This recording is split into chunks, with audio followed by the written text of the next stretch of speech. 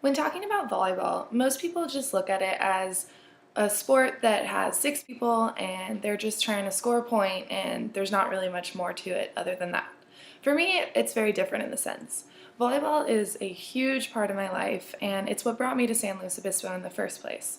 I was recruited to play for Cal Poly and I have for the past 3 years, and I have loved every second of it despite all the trials and tribulations that I've been through.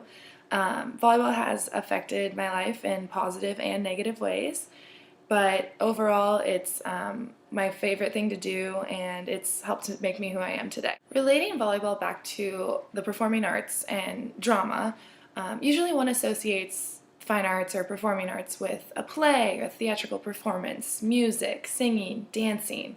And so when I look at volleyball, I like to relate it back to the different roles and parts that people play within the team aspect as well as a theatrical performance. For example, each person on the team on the court, there's 6 players at a time, has a different job, but that's not just their sole responsibility. They have to work together in order to be cohesive and reach that ultimate goal of winning. Just like with a theatrical performance, one person doesn't make a show. They may contribute a lot to the performance, but it's not just them. Within volleyball, I have spent countless hours I have devoted countless hours to practices, competitions, games, working outside my practices, working on my game, trying to be the best that I can. And that goes the same with performance. An actor doesn't step out on the stage without having ever practiced their lines or practiced in the mirror or doing the right kind of hand gestures and getting the tone of voice down to convey the person that they are playing down. And it's time and effort that goes into it. Success doesn't happen overnight, and a play doesn't get produced overnight. That's why plans and preparations begin months and months before, and so much time and effort is poured into making this performance be the best it can. And that goes the same for my sport. I didn't become good at volleyball overnight. I've been playing since I was 10 years old, and I've spent an inordinate amount of hours in the gym working on my game, trying to get better.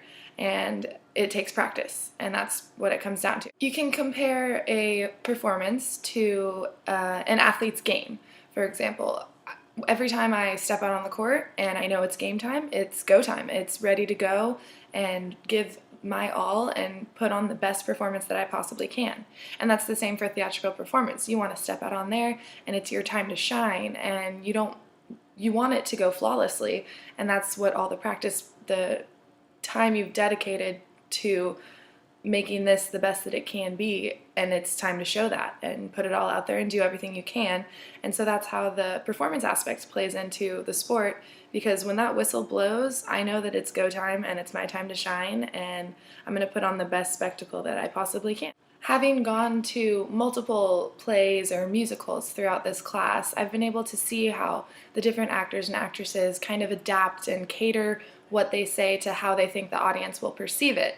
And that's, I think, a big part of the arts, is being able to adapt and change it quickly and be able to make something better in the moment. So kind of improvising, I guess, in a way.